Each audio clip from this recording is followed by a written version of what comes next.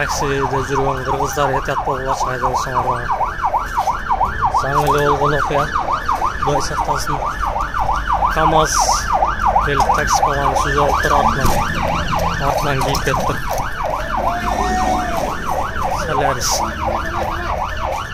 Солярис артынан келип сүзгөн КамАЗ. Жакшы, Кудай сактап. Соляристин артында пассажир болгон эмес, водитель өзү үйүнө кетип аткан. Кыргыз бала экен бул дагы. Кыргыздар чогуу эле бир кан чыгарып койсо окшойт ушундай нерсеге. Кыргыз бала. Кудай сактасын. Этият болуңуздар жолдо.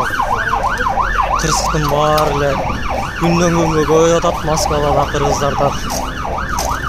Этият болгула кыргыздар. Солярис экен.